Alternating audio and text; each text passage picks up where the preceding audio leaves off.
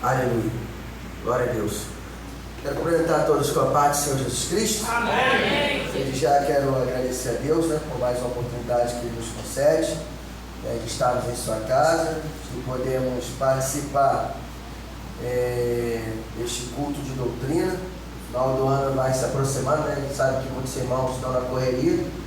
E para mim o final do ano ele tem a questão da correria pela questão do trabalho, mas por outro lado também ele vai se flexibilizando, porque ele vai dando encerramento, período de estudos da faculdade, entrando no período de férias, e querendo ou não, isso nos dá condições de estarmos um pouco mais na casa do Senhor, de termos mais um tempo a mais para nos dedicarmos às coisas referentes a Deus.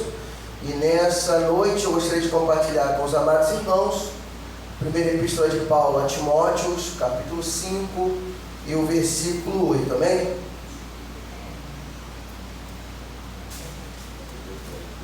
Como hoje é culto de doutrina, culto de ensinamento, e o que Deus colocou no meu coração essa noite, o tema é o cuidado que devemos ter com a nossa família.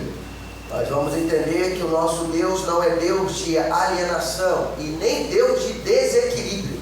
Deus é Deus de equilíbrio. E Ele espera que o seu povo, em todas as áreas, em todos os aspectos, possamos ser equilibrados. É um grande desafio, é muito difícil, mas quem tem o Espírito Santo de Deus tem recursos ilimitados para alcançarmos em todas as áreas, em todos os aspectos, sermos bem-sucedidos. Quem crê nisso, amados? Aleluia. Todos acharam? Eu vou apenas ler esse versículo e a mensagem vai ser em cima desse versículo. Então, para ganharmos tempo, vamos ler. Diz assim: mas se alguém não tem cuidado dos seus, e principalmente dos da sua família, negou a fé e é pior do que o infiel. A igreja poderia repetir esse versículo, por gentileza? 1, 2, 3. Mas se alguém não tem cuidado dos seus, e principalmente da sua família, negou a fé, é pior do que o infiel. Amém. Podemos assentar, por gentileza? Eu vou estar cantando louvor e a gente vai entrar na administração da palavra, amém?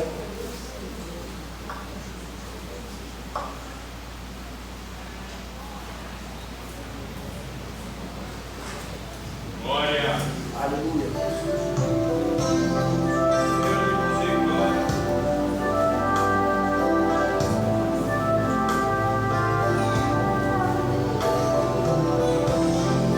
Se você puder fechar os seus olhos, louvar a Deus e profetizar sobre a sua casa nessa noite, vem.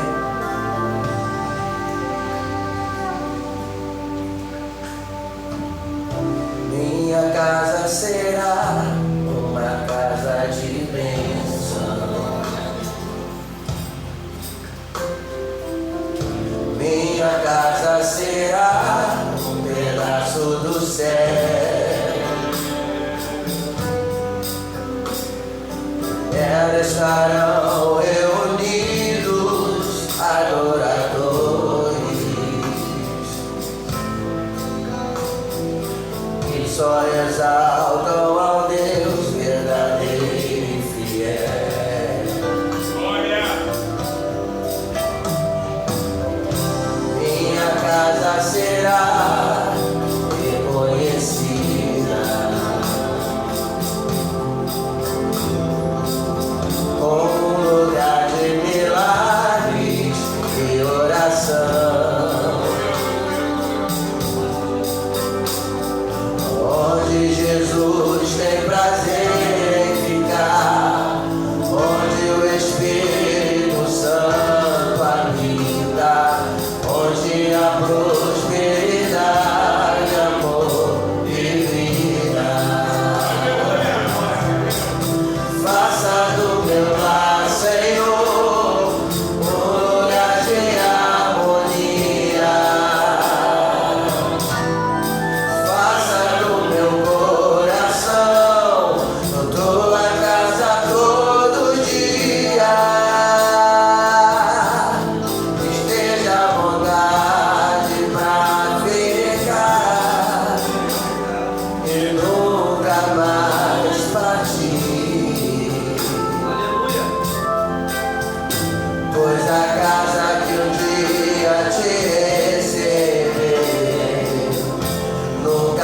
mais saberá viver sem ti.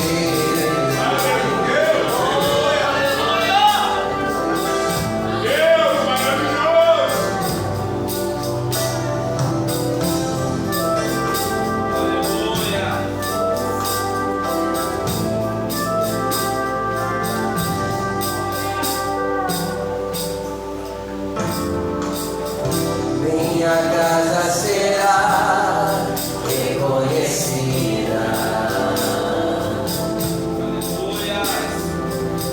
como um lugar de milagres e oração, onde Jesus tem prazer em ficar, onde o Espírito Santo habita, onde a prosperidade, amor e vida. Faça do meu lar, Senhor, um lugar de harmonia. Faça do meu coração tua casa todo dia. Esteja à vontade pra ficar e nunca mais partir. Pois a casa que um dia te receber nunca mais saberá viver sem ti. Faça do meu lar, Senhor, um lugar de harmonia. Faça do meu coração tua casa todo dia. Esteja à vontade pra ficar e nunca mais partir. Pois a casa que um dia te receber nunca mais saberá viver sem ti. Pois a casa que um dia te receber nunca mais saberá viver sem ti.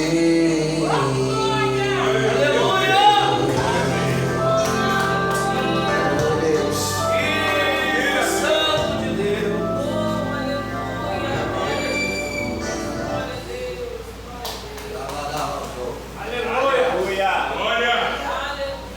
Amados, quando olhamos a Bíblia Sagrada, e eu vejo em toda a Bíblia uma preocupação de Deus, ou uma melhor expressão, né, um zelo, um cuidado de Deus para conosco através dos seus ensinamentos.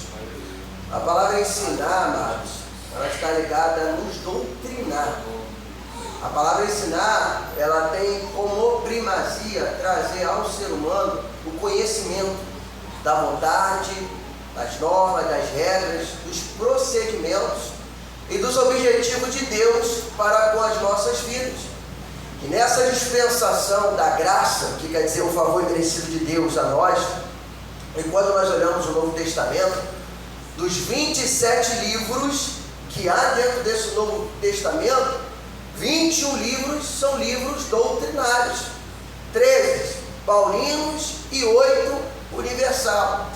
Então nós entendemos que Deus, na sua soberania e na sua onisciência, que é o conhecimento infinito sobre todas as coisas, Ele tem sempre a preocupação de direcionar a sua igreja, de orientar a sua igreja, de conduzir a sua igreja debaixo do seu querer, do seu efetuar e da sua boa, perfeita e agradável vontade.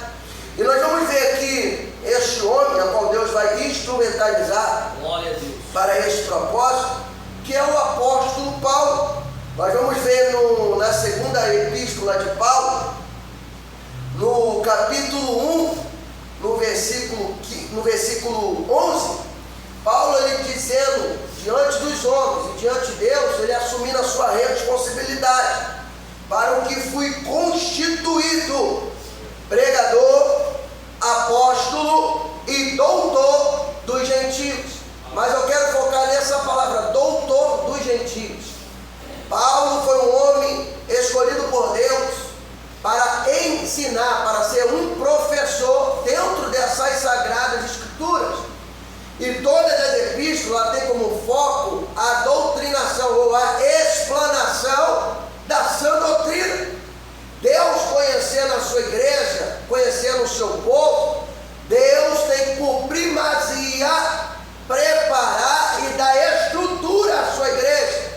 Porque toda igreja que não tem estrutura espiritual, não tem uma estrutura bíblica, é uma igreja volúvel, é uma igreja frágil, é uma igreja vulnerável, que não terá condições de lidar com as adversidades do dia a dia. Mas quando uma igreja ela tem uma estrutura sólida por Deus e pela sua palavra, essa igreja ela tem capacitação para resolver os seus problemas, para lidar com os seus problemas e para entender que mesmo em meio às circunstâncias difíceis, há um Deus que não perdeu e jamais perderá o controle de todas as coisas. Então, quando a igreja ela está debaixo da direção de Deus e da sua palavra, essa igreja ela tem convicção, essa igreja ela tem certeza e a sua esperança ela permanece firme. Quando nós olhamos a primeira epístola de Paulo a Timóteo, Paulo ele está aqui aproximadamente no ano 63 ao ano 64 depois de Cristo. E Paulo, quando ele escreve esta carta à igreja, ele tem por princípios intervir no cuidado da igreja nas suas responsabilidades básicas.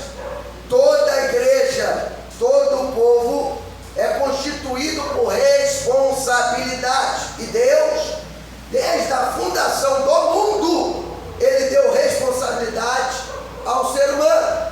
Quando Deus ele cria Adão, a primeira responsabilidade de Adão era cuidar do jardim, porque o jardim era um lugar de subsistência para ele, para que ele pudesse se prover dos alimentos, para que houvesse ali um ecossistema adequado, equilibrado, debaixo da condução do Senhor. Então nós vemos que Deus, pelo seu intermédio, ele está sempre orientando, preparando e discipulando. E Paulo, nesta carta, ele está escrevendo a Timóteo. Quem era Timóteo? Era o pastor da igreja de Éfeso. Timóteo era um jovem que estava no início da sua trajetória, mas Deus o escolheu para ser um líder diante de uma geração, para ser um jovem de destaque, para ser um jovem equilibrado, para ser um jovem com maturidade. E as escolhas de Deus, amados, quando Deus escolhe um homem ou uma mulher, Deus escolhe pela sua soberania. E às vezes, nós, quando olhamos alguém à frente de uma responsabilidade, ou à frente de uma função, em algum momento nos questionamos, porque o ser humano ele tem um olhar, e esse olhar muitas vezes é pautado de julgamentos, esse olhar muitas vezes é pautado das nossas próprias experiências, das nossas próprias convicções, daquilo que nós achamos e temos como certeza. Só que Deus, quando ele escolhe alguém, Deus, ele conhece toda a nossa trajetória. E quando Deus escolhe, amado, as escolhas de Deus não é pela meritocracia. Tem pessoas que acham que chegou a alguma função porque é melhor do que alguém, ou porque tem mais experiência do que alguém. Ter muito idoso ou ser muito jovem não é definidor de maturidade. Maturidade está ligado a ter equilíbrio para lidar com escolhas e, acima de tudo, para lidar com aquilo que Deus determina para as nossas vidas. Então nós vamos ver Paulo como um mentoreador, preparando Timóteo, e aí eu vejo até uma condição de um líder com visão, de um líder que tem equilíbrio, de um líder que tem sabedoria.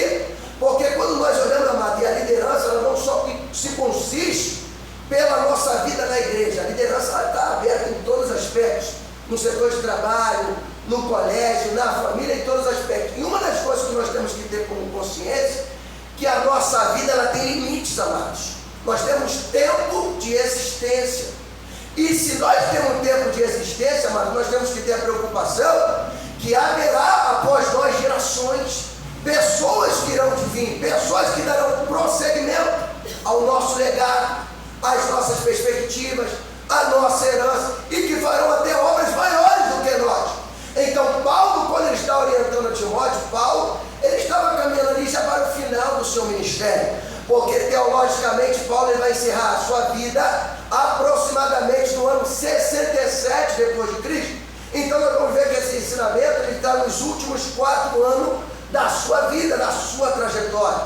Mas Timóteo ainda teria tempos, anos, prosseguimentos, obras a se realizar. E ele também vai entender que Timóteo estava na responsabilidade de um povo, de um rebanho, na condução de um ministério. Então, como líder, e ali a conversa está entre um liderado e um líder, mas se nós formos olhar pela perspectiva, há 2 líderes ali, conversando, intermediando, trocando experiências, trocando diálogos, recebendo conhecimento. Isso faz parte da nossa trajetória com Deus. Nós contribuímos para pessoas, mas nós também recebemos contribuições através de exemplos e através também de bons ensinamentos. Então, quando Paulo olha para Timóteo, Paulo vê um jovem com muito potencial, com muitas qualidades, com muitos também empenho, comprometimentos, responsabilidades, mas também alguém que precisava ser ponderado, porque todos nós, amados, por mais idades que tenhamos, nós somos feitos de qualidades e defeitos. Então, quando nós olhamos para alguém, para um ser humano, nós não podemos deixar de reconhecer as suas virtudes, e reconhecer a virtude de alguém é algo louvável. Isso dá o entendimento que você entende que Deus é na vida dessa pessoa e o quanto essa pessoa é valiosa para o ambiente, para o local, para uma determinação. Quando eu também olho os defeitos de alguém, o meu olhar não pode ser um olhar de depreciação, porque eu também tenho que ter um entendimento que eu também não sou perfeito. Eu também tenho falhas, tenho vulnerabilidades e tenho dificuldades. E se eu olhar para cada um aqui, amado, em algum aspecto, em alguma situação, nós vamos ter algum ponto que precisamos ser tratados por Deus, e Deus também utiliza pessoas para nos ajudar nesse processo de amadurecimento, de conhecimento, de aprimoramento, de melhoria de vida, porque a vida com qualidade é uma vida de constante aperfeiçoamento, e Deus em todo o tempo Ele está sempre trabalhando em nossas vidas. Então, quando eu olho para o meu irmão, eu devo olhar para ele como se eu estivesse olhando para mim. O bem que eu quero para mim, eu quero para ele. E o mal que eu não quero para mim, eu também não vou desejar para ele. Isso faz parte de solidariedade, de empatia, de um amor incondicional, que sempre preserva pelo bem-estar meu e do meu próximo que está ao meu lado. Então, quando eu olho Paulo dentro desta carta, Paulo ele vai se expressar, e a expressão de Paulo aqui não é uma expressão que dá possibilidade de questionamento. Paulo aqui ele não está como alguém que está numa construção de um pensamento, não. Paulo aqui ele está fazendo uma afirmação como alguém que tinha conhecimento, experiência e propriedade. Pela vida que ele vivenciou, a Bíblia nos mostra Paulo exercendo o seu ministério de uma forma como alguém solteiro. Mas quando nós olhamos a cultura judaica, pelas funções que Paulo exerceu e pelas orientações, e entre todas as coisas que ele vivenciou, seja na sua função como promotor do Sinédrio, ou como um líder religioso, ou como ensinador, dá o entendimento, ou segundo o próprio Talmud ou a cultura judaica, que Paulo teve uma experiência como alguém casado. E você vai ver que dentro das Sagradas Escrituras, ninguém tocou no assunto ou no aspecto familiar com tanta profundidade e com tantos detalhes como mesmo. Então eu entendo que tem a direção de Deus, que é a capacitação do Espírito, mas também tem alguém que tem vivência de vida, de trajetórias e de experiência. Então Paulo, quando ele vê esse versículo 8, ele vai dizer assim, ó, mas se alguém não tem cuidado dos seus, e principalmente dos da sua família, negou a fé e é pior do que o infiel. Paulo aqui, ele está dando uma afirmação com propriedade e com certeza. E qual é o cerne desse versículo? Uma palavra chamada cuidado, que vem do verbo cuidar. Cuidado ou cuidar é uma característica de quem ama. Não há como eu dizer que eu amo alguém, ou não há como eu dizer que eu amo a minha esposa, se eu não me importo com ela, se eu não me dedico a ela, se eu não tenho comprometimento com ela, se eu não a valorizo, se eu não a respeito, se eu não dou a ela o seu devido lugar ou a sua importância. Isso tanto na minha vida conjugal e tanto também na minha comunhão para com Deus.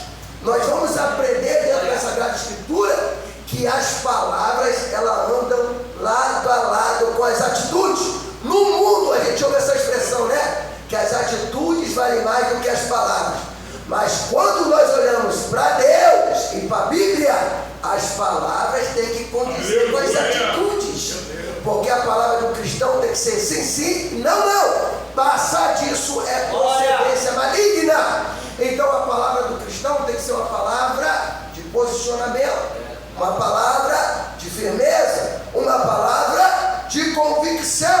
Então Paulo está deixando bem claro que alguém ou uma pessoa que não se importa por esse procedimento está na contramão da palavra de Deus. E por que está na contramão? Em primeiro lugar, porque fere o testemunho de Cristo. Se nós olharmos o cuidado familiar, até o mundano, se você olhar, você vê ele valorizando. O esposo valorizando a sua esposa, a esposa valorizando o seu esposo, o pai valorizando os seus filhos, os filhos valorizando os seus pais. Isso é uma característica que está em nós. A essência do amor, ela está em nós. E isso provém de Deus. Mesmo aqueles que não reconhecem a existência de Deus, tem isso dentro de si como essência.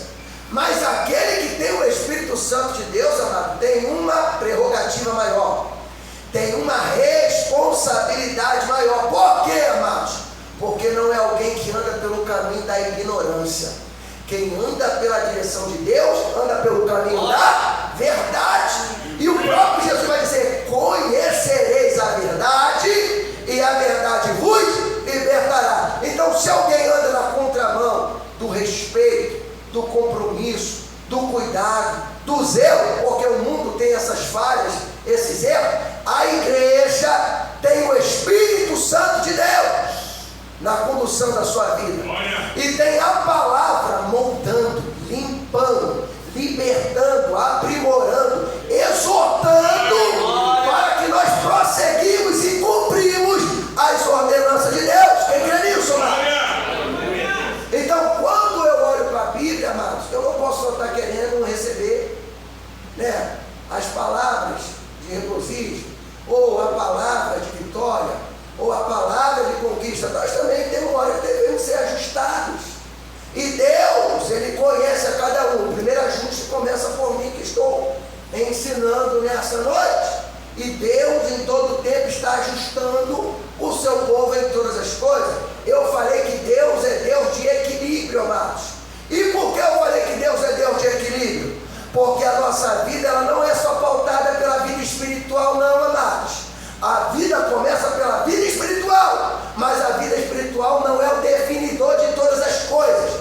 Deus, em todas as áreas, em todas as situações, em todos os aspectos, Ele espera que nós tenhamos esse equilíbrio. Equilíbrio está ligado a ter capacidade de lidar e de gerir todas as situações da nossa vida. Então, se alguém não tem sabedoria para lidar com isso, peça a Deus que Ele dá. Quem é Deus? Então, quando nós falamos do cuidado, e aí eu vou enumerar por característica, nós vamos começar pela vida espiritual. Porque uma família deve buscar a presença de Deus? Porque todas as vezes que nós trazemos atraímos essa intimidade para com Deus, para a condução da nossa vida, nós estamos chamando alguém ou um ser com uma excelência e com uma supremacia e superioridade maior do que nós. Porque quando eu chamo Deus para conduzir a minha casa, ou lá, ou quando eu chamo o Espírito para me orientar dentro dessa condução, eu estou pedindo para Ele me revelar o que eu não vejo, para me dar sensibilidade daquilo que eu não sinto, para me prestar atenção e ouvir aquilo que eu não tenho dado a devida atenção. E o cuidado com a vida espiritual, amados, ele é fundamental para o casal. E como eu posso aprimorar isso no meu casamento? Quem lembra aqui do culto no lar? O culto doméstico. Quem já fez o culto doméstico dentro da sua casa? Ok? O culto doméstico, amados, e eu vou falar muito pelo princípio do que eu fui criado. Meus pais, na minha condução, né, como criança, desenvolvimento, era padrão, todos os dias. Eu sei que às vezes na correria, cada um aqui tem seu trabalho, nem todo mundo consegue fazer isso todos os dias, porque a vida é corrida. Mas o essencial, pelo menos uma semana, você reúna a sua família, ou de manhã cedo, ou à tarde, ou à noite, e faça aquele momento de oração, que é você falar com Deus, demonstrar a Ele suas dificuldades, seus problemas. Já viu aquela situação que o marido não consegue se entender com a mulher? Um quer para a direita, outro quer ir para a esquerda, um quer ir para o norte, outro quer ir para o sul. A pergunta é, pode se portar assim? Não, sentir você até pode. Porque o sentimento, Deus não fez ninguém igual a ninguém. Quem crê nisso, amados? Nós somos feitos de características e muitas vezes de princípios diferentes. Sim ou não? Só que quando eu digo que eu tenho o Espírito de Deus, eu pego diante do Espírito e coloco, Senhor, eu não consigo dessa forma, e minha mulher não consegue dessa forma, e meu filho dessa forma, mas me dá uma luz, me dá uma direção, me conduz, me toca, me capacita dentro dessa circunstância. Sentir, amados, faz parte da existência humana. Me deixar dominar por um sentimento ou por um pensamento ruim, aí não. Então, quando eu chamo Deus para a minha condução na vida espiritual, eu estou dizendo assim, Senhor, eu preciso desse aprimoramento. E por que a vida espiritual da família é tão importante, amados? Porque a igreja, ela reflete o que eu sou em casa. Não adianta eu chegar aqui, dar glória, dar aleluia, ser avivado, abraço todo mundo. Aí na minha casa eu sou individualista, eu não converso com a minha família, eu não oriento a minha família, eu não discipulo a minha família, e aqui eu quero fazer, amados, aqui é a extensão do que eu sou em casa. Aleluia. Deixa eu te falar, quando na tua casa há avivamento, naturalmente você é avivado dentro da casa de Deus. Se tu tem santidade lá, tu tem santidade aqui. Se tu ora lá, tu ora aqui. Se tu vê milagre lá, tu vê milagre aqui, mano. E pode ter certeza, até o pastor presidente vai ficar feliz, porque se tu resolve os problemas na tua casa, ele não vai ter problema aqui para resolver. Sim ou não? O problema é transferir responsabilidade. E no casamento, amados, o que é meu e da minha esposa, é eu e ela temos que resolver. Não é pastor Reginaldo que tem que resolver, não é missionário Luiz que tem que resolver, não é o ministério que tem que resolver, não é a intercessora que tem que resolver. Deus, nessa noite, Ele nos chama para termos responsabilidade. E a responsabilidade, ela é pessoal, mas ela também é coletiva dentro de uma casa. Então, quando eu busco essa espiritualidade, eu estou trazendo o Espírito Santo para o centro, para a condução. Então, se há alguma dificuldade de entendimento, o Espírito Santo, ele me toca, ele nos toca. Aí um começa a ouvir mais o outro, um começa a dialogar mais o outro, um começa a ver de uma maneira coletiva, porque o casamento não foi feito para agir na individualidade. Casamento não é para agir na individualidade. E quando eu olho para o quesito espiritual, amados, me desculpe o que eu vou falar, e se alguém está nessa condição, me perdoe, mas eu tenho que falar pela Bíblia. Amados, não existe essa possibilidade de eu congregar numa igreja e minha esposa congregar em outra, amados. Se a união é em todos os aspectos, isso começa na minha vida espiritual. E se eu não estou assim, e eu falo isso com toda julgar a vida de ninguém, mas tenho que me ater ao que está escrito. Se a união começa pela vida espiritual, amados, o meu caminhar com a minha esposa ela tem que ser a todo instante. Na minha busca para com Deus, na minha busca para a intimidade, na minha busca para a espiritualidade. E Deus vai dar autoridade ao casal. Não existe eu estar lá em Pernambuco, minha mulher está no Rio de Janeiro, não. Se eu tiver que atrasar um pouquinho, eu vou atrasar, não tenho problema. Não estou com pressa. Pressa é inimigo da perfeição. Mas eu recuo e coloco ela do meu lado. Eu dou um passo, ela está comigo. Eu dou 2 passos, ela está comigo. Porque a condução do casal, amados, essa intimidade de sermos um só corpo, uma só carne, ela está muito além, amados, do que o ato sexual, amados. As pessoas olham o casamento, na grande maioria do mundo, vê muito pela questão sexual, que faz parte do casamento, mas ela não é o definidor de tudo. Uma só carne fica uma união profunda, que vai além da intimidade física, abrangendo a unidade emocional, espiritual, mental e prática. O casal torna uma nova identidade inseparável aos olhos de Deus. Então, quando Deus olha para o meu relacionamento, Ele vê a minha esposa, porque Ele nos constitui uma só carne, um só corpo. Então, se eu vou orar, eu peço a ajuda dela para que ore comigo. Se eu vou ler a Bíblia, eu peço para que ela leia comigo. Se eu vou estudar, eu peço para ela, amados, como é bom e louvável você estudar junto com o seu cônjuge. Eu tenho por essência, ou por costume, sempre estar estudando junto com a minha esposa. Quantas vezes ela não colaborou com as minhas ministrações? Às vezes um aspecto de uma mensagem que eu não vi e ela viu. Às vezes um entendimento que eu não tive e ela teve. E vice-versa, nós trocamos experiências, compartilhando com o outro. E como nós crescemos a cada dia espiritualmente. Porque eu entendo que Deus tem uma chamada na minha vida? Sim.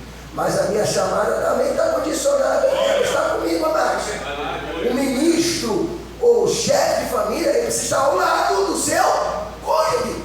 Então, um cresce, o outro cresce. Um avança, o outro avança. Um prossegue, o outro prossegue, amados. Não tem essa que eu estar em Pernambuco, minha mulher está no Rio de Janeiro. Não, os dois têm que estar lado a lado. Se eu tiver que esperar, eu espero.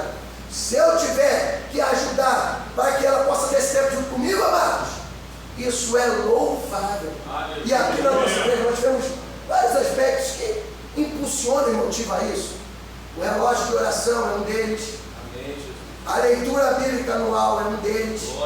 Então você tem mecanismos e ferramentas para você estar próximo. E deixa eu dizer, um casal forte espiritualmente vai fechar brecha para os pensamentos ruins. Vai fechar brecha para o adultério. Quantos casais aí, que estão insatisfeitos um com o outro? Aí abre espaço, não quer mais caminhar junto, não ora junto, não lê a Bíblia junto, não jejuam junto, não gostam nem de dar a mão para o outro. Aí começam as insatisfações. Aí sempre tem um enviado do diabo, sempre tem um filho do cão, que chega lá na sua mulher,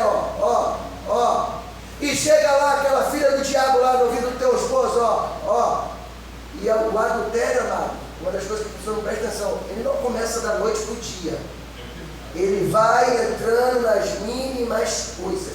Se você olhar aí fora, pode procurar saber, conversar, e você vai ver, a maioria dos adultérios que aconteceram foram através dessas situações, porque um está distante do outro, e se abre espaço, quem entra no meio? O diabo. A Bíblia diz, não deixe lugar ao diabo, mas nós devemos dar espaço para o Espírito Santo de Deus. Então, se eu estou forte com a minha esposa buscando, caminhando, orando, jejuando, indo ao monte, aí você vê Deus atuando. Os problemas vêm, a dificuldade vem, mas quando vem nós estamos firmes, constantes, e mais do que isso, em paz de espírito. Porque um casal que está na espiritualidade, ele tem tranquilidade para lidar com as adversidades. Se o teu casamento está em perturbação, nessa noite eu te convido a buscar o Espírito de Deus. E tu vai ver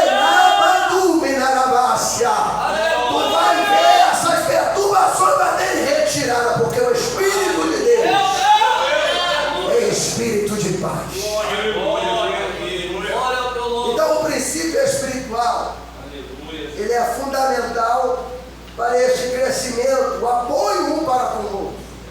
Glória a Deus. Porque tem hora que nós nos sentimos fracos, tem hora que eu me sinto vulnerável. Minha esposa está lá, não, vamos buscar, vamos orar, vamos ler a Bíblia. Isso me fortalece. Quantas vezes eu não queria orar? E aí você fala, presbítero, não quer orar? Sim, eu sou ser humano, não sou Superman, não.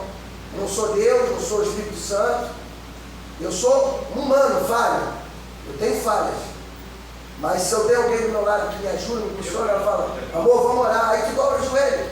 Já me aconteceu isso, amados. E eu começo a orar, e eu sou assim, né? O demônio é inventado, mas também se eu vou embora. Aí começa a orar 1, 2, 3, 30, 1 hora. Eu geralmente sempre deixo minha esposa orar primeiro, porque quando eu engado eu vou embora. Então, o casal, dentro dessa ajuda, desse apoio, ele impulsiona um ao outro. E você vê que ambos estão sempre crescendo, avançando. E esse crescimento, amado, não é para nós nos tornarmos melhor do que o outro, não. O nosso crescimento nos serve como bons exemplos para que aquele casal que está em dificuldade olhe para nós e nos veja como um modelo de apoio, de ajuda. O Espírito Santo de Deus nos coloca no caminho de pessoas para colaborarmos um com o outro. Quem já recebeu colaboração de alguém? Eu já recebi.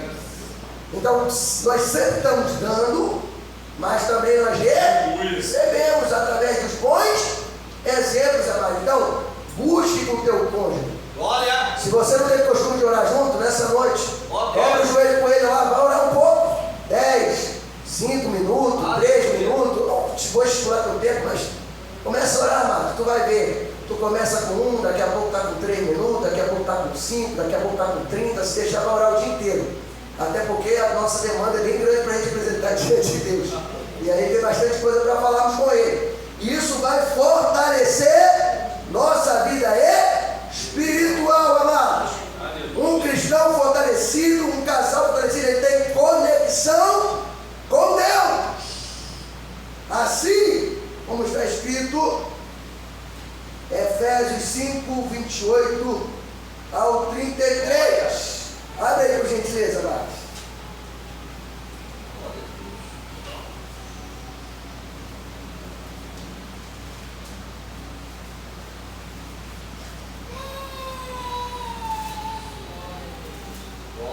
Quer achar, pode ler. Deixa eu ver. 28 ao 33? Sim.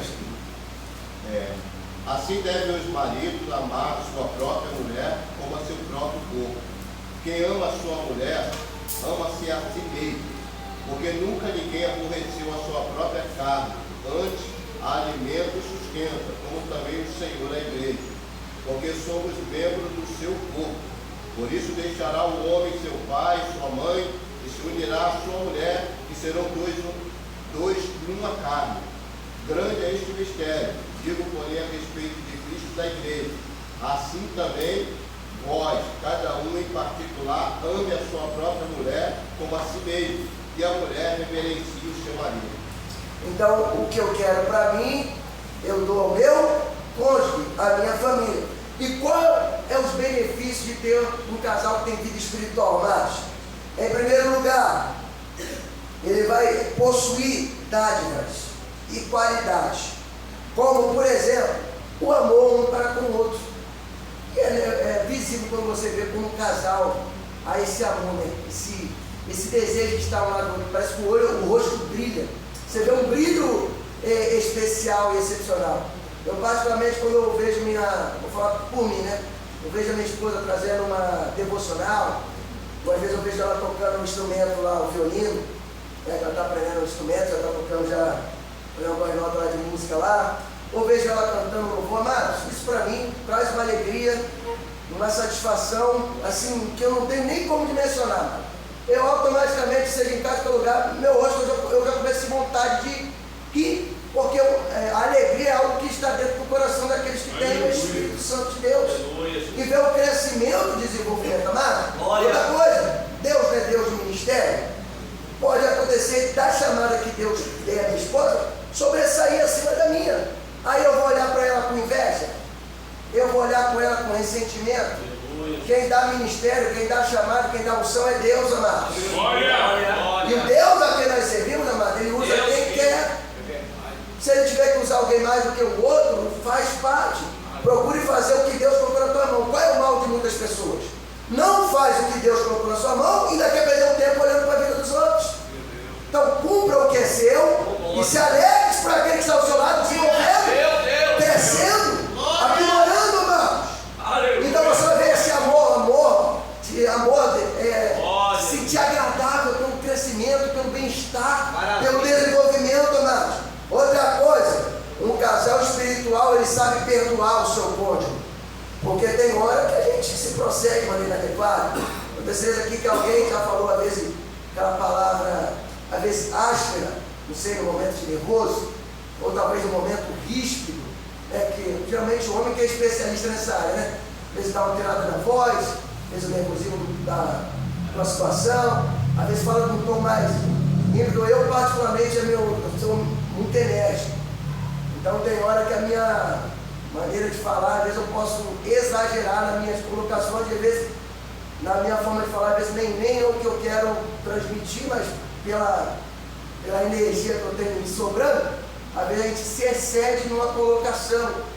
Mas o casal que tem acessibilidade espiritual, ele aprende a perdoar nas mínimas falhas, nos mínimos erros. A gente aprende a entender que eu sou vulnerável, ela também é vulnerável, e nós precisamos lidar também com as nossas debilidades diante de Deus. Deus nos ajuda a lidarmos com isso, e a isso serve até um combustível a mais para nós nos amarmos, nos respeitarmos, nos valorizarmos. Então o perdão, amado, ele faz parte. Não procure dormir, amados, na cama emburrado com o teu cônjuge. Eu sei que tem horas que é complicado, né, por alguma situação, por algum problema, mas sempre busque em Deus, amado. Senhor, me dai paciência, que eu acho que esperar. Senhor, me ajuda a ser perseverante com o meu cônjuge, me ajuda a entender as dificuldades do meu cônjuge, e você vai ver, amados, que o que você está vendo como peso no teu casamento vai se suavizar de uma forma assim absurda, e você vai enxergar ele como você estivesse se enxergando, porque a melhor forma de você tratar alguém é você tratar ele como você gostaria de ser tratado. Quem gosta aqui de ser desrespeitado? Quem gosta aqui de ser humilhado? Não? Ninguém, né? Quem gosta de ser tratado com ignorância aqui? Levante a mão. Quem gosta de ser xingado por alguma coisa? Não, né? Então se eu não gosto, para mim, como que eu vou compartilhar isso com o meu próximo? Então reflita, palavra de reflexão. Tenha longanimidade, longo ânimo esperar. Tem processo na vida do casal, amados, que não vai ser mudado de maneira automática. Tem coisa na vida do casal que demora, e é um processo de Deus atuando, manifestando debaixo de oração, debaixo de propósito, debaixo de busca, debaixo de renúncia. Mas não desista, amado, de pedir, de interceder pelo seu cônjuge. Não desista de interceder pelo seu filho e pela sua filha. Nossa visão é a visão de fé, amados, porque para Deus nada é impossível.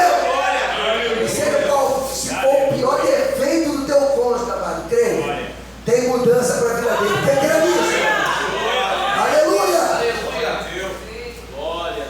E nós vamos ver, entendemos as suas necessidades, entendemos as suas provações, entendemos as suas responsabilidades, amados. Principalmente no casamento, para quem exerce a função como obreiro, como é difícil, amados. Porque a igreja ela demanda tempo, trabalho demanda tempo, estudo demanda tempo.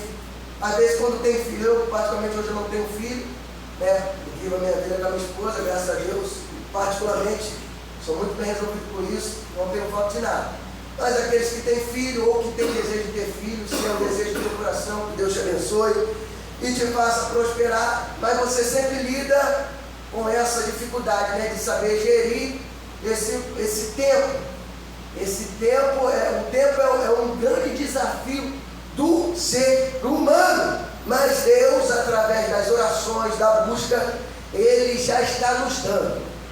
Ou melhor, Ele já nos deu sabedoria para lidarmos com essas situações. Amém? Vamos lá, amado. Nós vamos ver que ao longo da trajetória, o homem contemporâneo, e nós vamos ver também as ideologias deturpando o conceito de família, porque qual é o conceito de família na visão de Deus? Homem, mulher e a sua prole, ou seja, a sua descendência, a sua genealogia. E nós vemos o mundo aí trabalhando com as ideologias de gênero.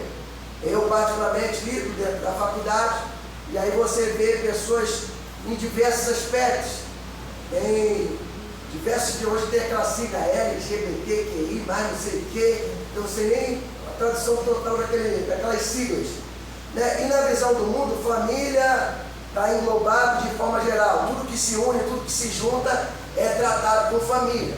Mas a igreja, ela tem padrão e a igreja tem princípios.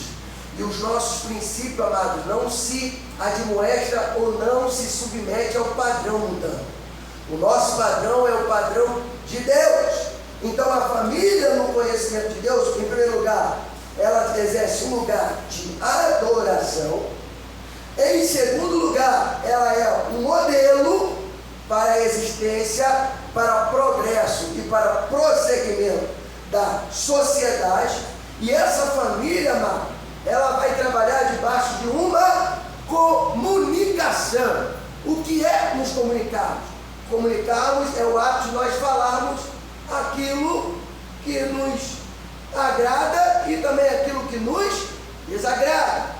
Quando eu olho para o meu cônjuge, ele tem que ser a minha maior referência de confiança. Você concorda com isso, Marcos?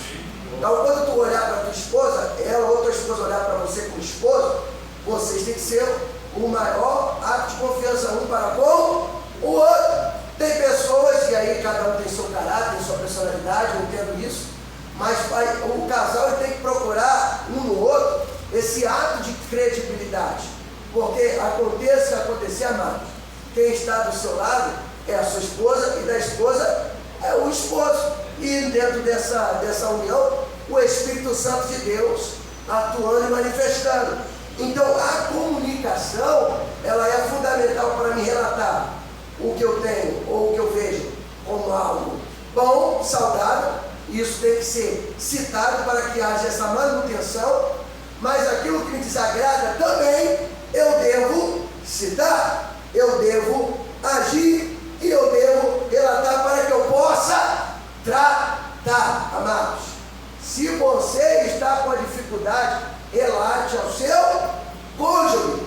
Quer ver um dos aspectos que acontece nos casamentos nos dias atuais e que tem gerado grandes problemas, amados? A pornografia. Muitos casais, pelo esfriamento espiritual e conjugal, não se tocam, não se procuram e não mais se desejam.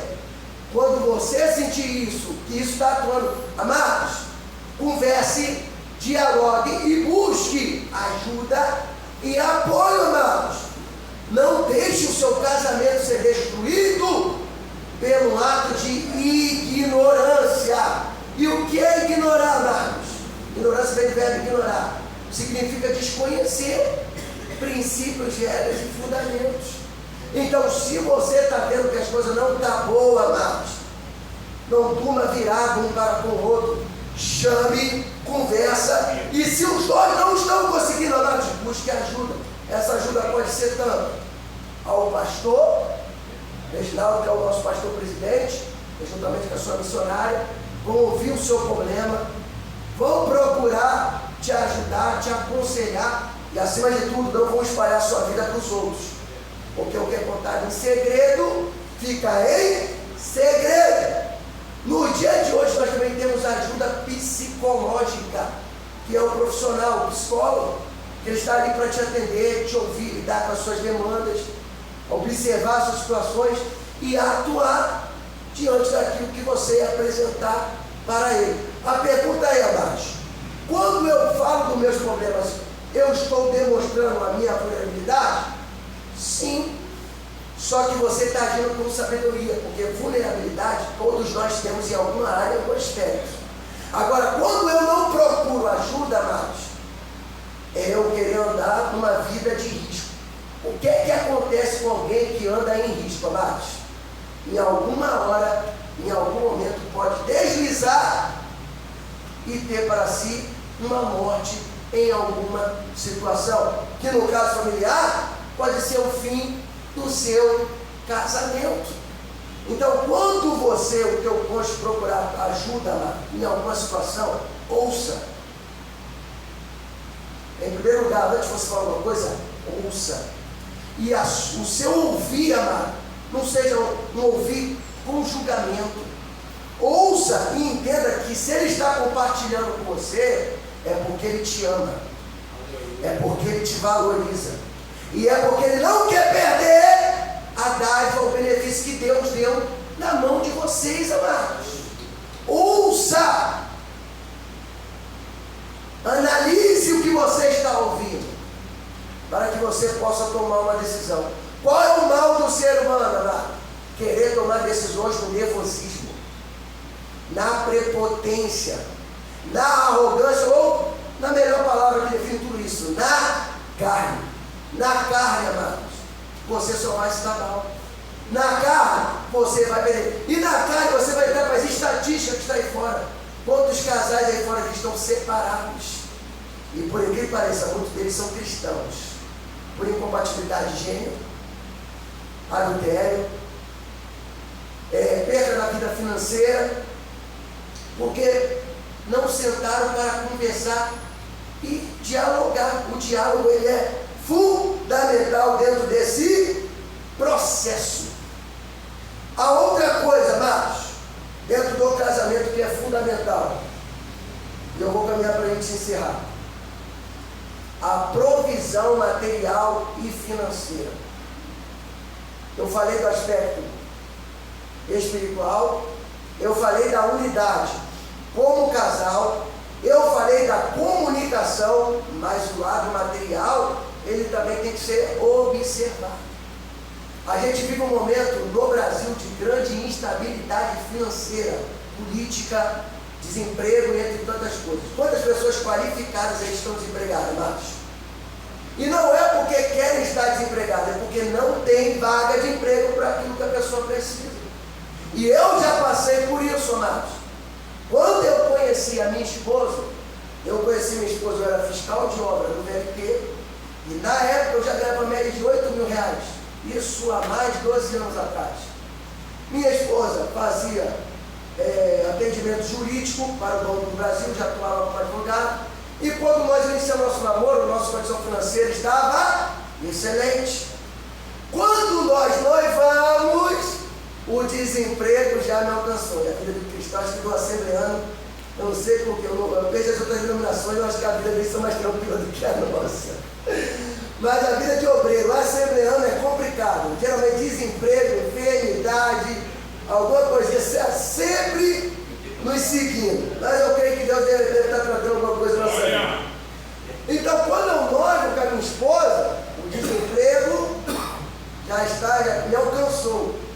Mas, aí eu comprei um carro, já tinha um carro, eu consegui mais um outro carro, eu comecei a fazer meu trabalho de Uber, trabalhar e tentando lidar com a minha vida. Eu, particularmente naquela época, Marcos, eu nunca me imaginei trabalhando como motorista de aplicativo, nem conhecia o que é isso. Porque na empresa que eu trabalhava, Marcos, eu tinha o carro da empresa. Se eu não quisesse usar o carro da empresa, eu tinha o meu carro. E se eu não quisesse usar o meu carro, eu podia pegar o táxi da empresa para poder me locomover. Enfim, olha a condição que eu tinha. Um pouco tempo depois está eu lá, dirigindo Uber e trabalhando para a sobrevivência. Mas eu não falo isso com tristeza não, Marcos, porque eu dou graças a Deus que Deus ainda me deu essa porta. Pior se não tivesse uma porta de escape. E quando eu caso com a minha esposa, vai chegar um momento, né, que eu tive problema nos carros, só ficou a renda da minha esposa, tive um carro roubado, só ficou a renda da minha esposa segurou as coisas da casa, e uma das coisas que o casal ele tem que ter como cordialidade é não ficar jogando um na cara do outro. Entenda que o que é meu é da minha esposa, e o que é da minha esposa é meu. O que é do casal é deles. Então não tem que um ficar jogando a cara do outro, não, tá? Você tem que ter sensibilidade para entender o momento que a pessoa está vivenciando e dar apoio. A palavra tem poder, amados. Aleluia! Uma palavra você fortalece, mas por uma palavra você bota alguém em derrota. E às vezes até você pode causar um utilização da palavra. Então teve um momento que a minha esposa segurou as coisas em casa, eu não consegui emprego, muito mal um bico ou outro, ela segurava as coisas. E chegou um momento, amados, que as portas se fechou para minha esposa, a empresa dela deu falência, saiu com a mão na frente e outra atrás. Aí olha a minha situação, morar no apartamento emprestado. Eu tinha 2 carros, um roubado, o outro quebrou de tal forma que eu não tinha nem dinheiro para consertar. Cheguei a dever para mais de 40 mil reais, porque o tempo foi passando, as contas vindo, sem renda, sem sustento, sem nada. Aí eu olhei para os 4 cantos, bem, meu pai sempre me ensinou, Tiago, seja trabalhador. E a partir do momento que tirar a tua esposa da sua casa, no mínimo você que dá o que ela tinha na sua casa. Aí eu olhei para os 4 cantos e falei, rapaz, o que eu vou dar para minha esposa nesse momento? Não tenho emprego, não tenho renda, não tenho nada. Olha a minha situação. Aí eu estava na rua, amados, e quando eu andava na rua, vi os carros passando, aquela situação, você deixa amado, eu andava na rua chorando. Eu chorava na rua para não ter que levar os problemas para casa. Mas quando chegava em casa, não tem como, né? Sempre está um mais. É a disputa para ver quem está mais triste do que o outro, quem está mais preocupado do que o outro, quem está mais problemático do que o outro. Mas nós não temos Deus, amados. E por incrível que pareça, nessa situação, foi um momento que Deus ainda nos fez ainda estarmos mais fortalecidos espiritualmente.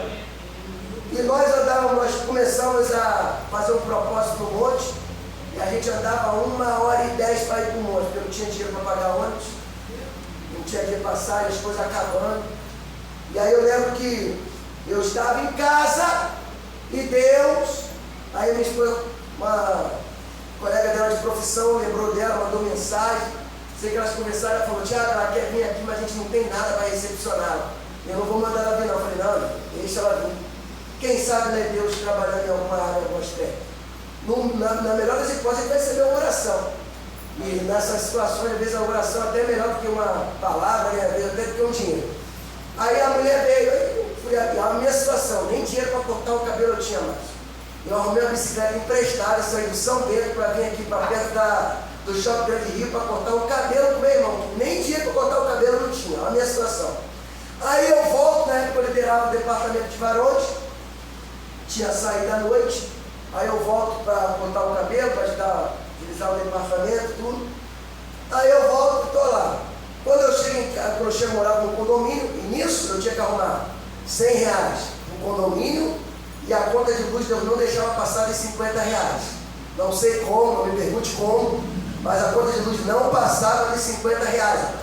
Então todo mês eu mandava o dinheiro do condomínio, o dinheiro da luz, as moedas do pão e o dinheiro para comer. De alguma forma parecia. Aí nisso eu estava acabando as coisas, não sabia como ia comprar, e eu falei para ele, eu não vou pedir, porque eu não tinha, na época, a segurança da igreja, onde eu congregava pelos aspectos comportamentais da liderança, quando eu não tinha nada confortável, e uma das coisas que me deixou extremamente irado foi quando eu entrei dentro de uma consagração para orar. E eu lembro que a esposa do pastor virou e falou para mim assim, tu já foi o cara me conheceu pela condição, carro, dinheiro, hoje você não é ninguém. Eu olhei para a cara dela assim, minha vontade, meu sangue subiu na hora, mas eu falei, não vou nem perder meu tempo. Olhei para a cara dela, da forma que eu vi, entrei e fui orar. Então, para eles eu não ia pedir nada. Botei meu joelho no pó e fui orar com a minha esposa. Quando a gente está nesse processo de oração, essa irmã vai lá em casa, e eu entro dentro da minha casa, com a bicicleta emprestada, o cabelo cortado, que meu irmão cortou de graça, não tinha dinheiro para pagar. Aí eu olho lá para minha casa, 3 pessoas lá. Aí eu olho para a minha casa assim, cheio de compra, Matos. Olha a compra para dar, vender e emprestar. E é uma das coisas que me marca, Matos, que Deus é um Deus que cuida de nós. O pastor estava falando domingo do irmão que orou por contrafilé, né, pastor? Porque ele estava irritado, estava comendo frango e calabresa. Frango e calabresa? Frango e linguiça. Ele estava reclamando, olha só.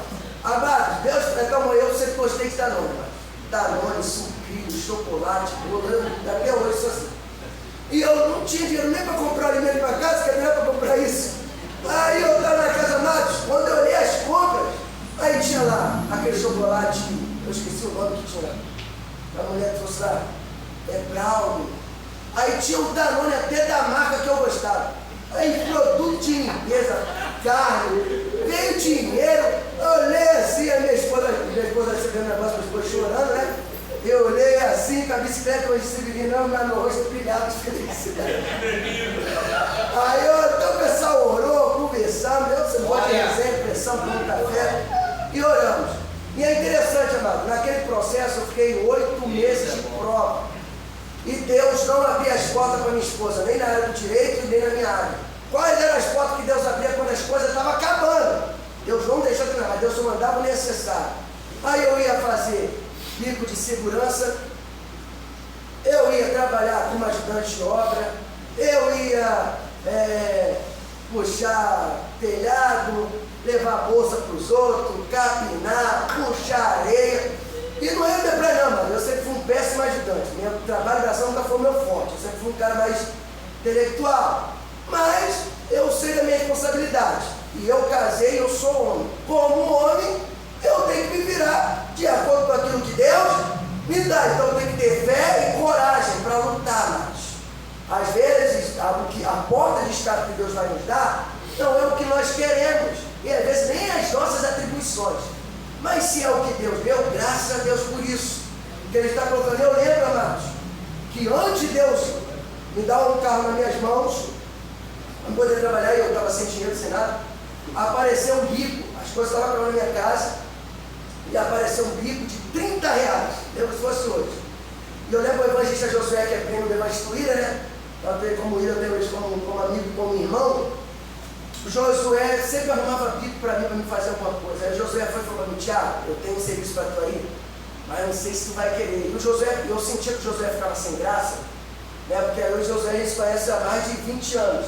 Né? E por exemplo, eu cheguei aqui na igreja, que eu adicionei o evangelista no Facebook, aí eu vi o mesmo sobrenome, aí a gente conversando assim, pô, teu sobrenome é Domingo? Ele é, pô, tu é amigo do meu primo. Eu falei, que isso, cara? E eu não sabia que era mesmo família, para tu ver como é que é as coisas. Aí o José falou, Tiago, tem um serviço aí, mas não sei se tu vai querer, cara. Eu falei, não, José, estou desesperado, cara, tem que arrumar alguma coisa para me fazer. Eu posso ficar aqui em casa não, eu estou agoniado de ficar aqui em casa. E eu lembro que o José falou, Tiago, ó, o camarada paga 30 reais, mas ele não dá almoço nem passagem. E por que pareça, Márcio, eu morava no São Bento, o bico era lá para dentro do Sarapuí, era 1 hora e pouco eu tinha que andar. Mais 1 hora e pouco voltar. E outra, eu não podia nem comprar comida lá, porque 30 reais o dinheiro ia embora, como é que eu levar os tanto para minha casa? E também não dava nem para levar a comida de casa, porque se eu levo, eu ia deixar minha mulher com fome. Eu olhei para os 4 cantos assim, eu falei, rapaz, que negócio é esse, cara? Eu falei, Josué, e eu lembro as coisas, eu falei, isso aí é uma coisa que me marca, emociona. E o Josué, que é primo do William, assim, eu tenho ele é uma pessoa que para mim, assim, eu acho que eu posso fazer 1001 coisa, eu acho que eu não vou nunca pagar a dívida que eu tenho com o Josué. Porque eu lembro que o Josué ele falou assim para mim, Tiago, se tu precisar te buscar, eu te busco. Entendeu? Eu te levo também. E você almoça na minha casa para você ter o dinheiro para levar para sua casa. E eu falei assim para o José, para andar, isso aí é minha responsabilidade, porque como homem de família, se eu tivesse que andar, e você fosse para mim, eu teria que andar e voltar da minha forma. Mas a comida eu vou aceitar, porque eu comendo na sua casa, sobra mais dinheiro para me levar para casa e comprar um alimento para minha casa, para minha família. Então, quando aí eu comecei a trabalhar, e rapaz, que só, nada, eu andava, meu pescoço queimando, mó arrebentado, cheio de calo, que prova todo dia, mas eu ia, chorando, com dificuldade, voltava, mas me dava alegria quando eu botava a mão no dinheiro. Quando eu botava a mão no dinheiro, mas até hoje, quando eu boto a mão no dinheiro, isso alegra no coração. Porque isso é fruto do meu trabalho, do meu esforço. Aleluia. Então, o chefe de família, ele tem que ter esse propósito, de assumir sua responsabilidade. Aleluia. Porque por mais que minha esposa trabalhe, estude, lute, eu não tenho nada contra. Se Deus der 20 mil de salário à minha esposa e me der R$1.000, amados, eu não vou ficar triste com isso não. Pelo contrário, eu casei com 1 milhão de bens. O que é meu é da minha mulher, o que é da minha mulher é meu. E eu vou estar alegre da mesma forma, amado. Eu não consigo entender. Aleluia. Quando o homem fica triste por sua mulher que é mais que ele, amado, agradeça a Deus, levante a mão e glorifique. É mais dinheiro para a sua sobrevivência na sua casa. E quando eu terminei no sábado, Deus fez um homem se lembrar de mim. Eu lembro que foi o falecido pastor lá, foi até meu pastor presidente também. E ele falou, Tiago, eu tenho um carro aqui, o valor é esse.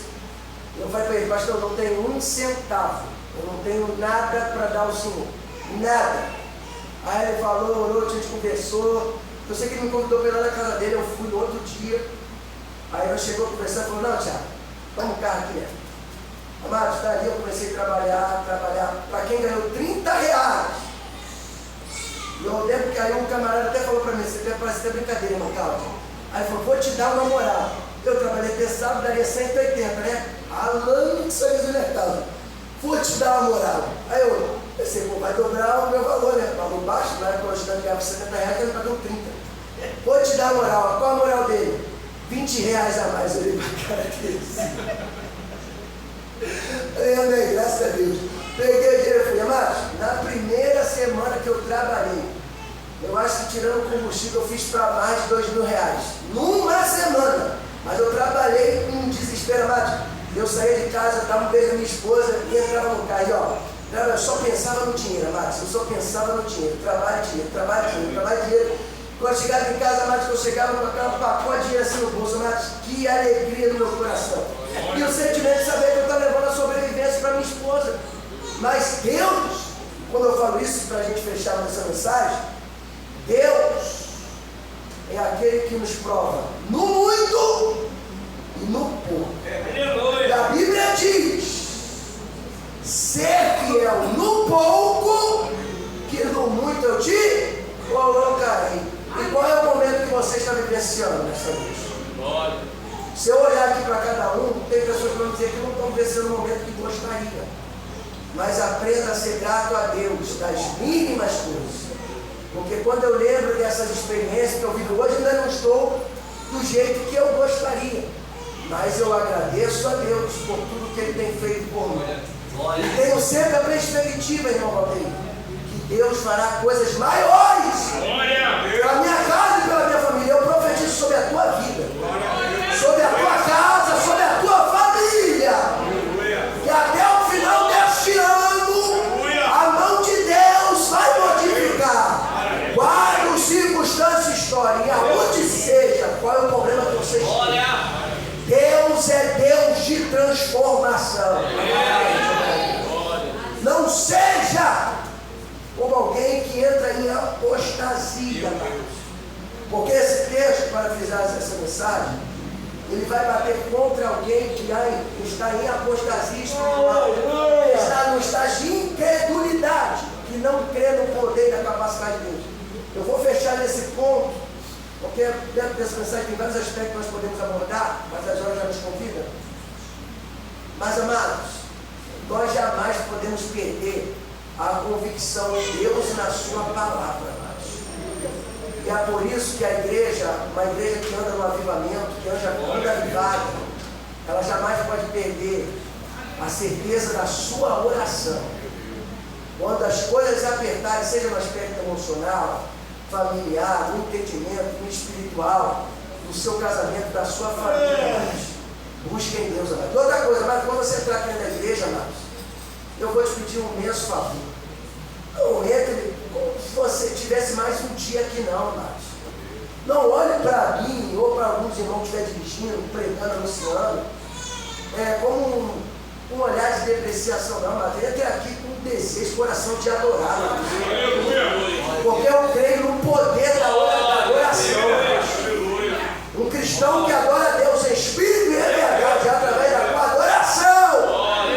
E quem sabe neste culto, amados, Deus ele já está transformando as situações da tua vida. Então quando você entra aqui, amados, esquece. Os problemas eles existem, vão sempre existir, faz parte da existência humana. Mas nunca perca a certeza do Deus a quem você serve. O Deus que o salmista vai dizer, Salmo 86:10, Ele é grande e opera maravilhas. Só Ele é Deus. E nessa noite, eu creio que nessa noite, amados, essa palavra é só mais um incentivo. É só mais um combustível para você prosseguir em frente. E assim como Paulo tinha essa certeza de buscar esse cuidado, esse cuidado para os seus, para a sua família, para aqueles que Ele ama, nós estamos aqui nessa noite como uma família espiritual. O pastor falou aqui na palavra do presta atenção, Deus ele tem cuidado com os seus filhos, com a sua igreja. E Jesus demonstrou isso pelo seu amor para conosco. O pastor também tem a sua demonstração de amor para conosco, em nos orientar, nos exortar, nos redarguir em alguma situação. E nós também precisamos ter cuidado uns para com o outro e também cuidado para ajudar também o nosso pastor no Sararinês, nesse procedimento de liderança, porque cada um de nós, amados, em constante ação, nós precisamos de ajuda um dos outros. Deus nos fez para sermos coletivos. Aleluia! Então não olhe pela individualidade, não olhe só por você, amados. Se importe com aquele que está à sua volta. Se você está vendo alguém triste, dê a ele uma palavra de alegria. Se você está vendo alguém caído, dê a mão para ele se levantar. Se você está vendo alguém oprimido, profetize libertação sobre ele. Se você está vendo alguém enfermo, ministre a cura sobre ele. Se você está vendo alguém em uma condição de maldição, e a desobediência leva a maldição, hein? A desobediência leva a maldição. Quando eu não atento à vontade de Deus, eu estou na maldição. E na desobediência Deus não atua. Mas nessa noite Deus nos convida a obedecermos e a nos sujeitarmos à sua palavra. E você verá grandes bênçãos sobre a sua vida. Então profetize sobre a sua casa quando você entrar nesse lar. Profetize nessa noite sobre o seu casamento. A nossa família é uma bênção nas mãos do Senhor. A nossa família, fala comigo, a nossa família é uma bênção nas mãos do Senhor. E em tudo Ele vai te direcionar. E Ele vai conceder o recurso que você necessita. Amém? Que Deus nos abençoe e agradeça a oportunidade de hoje.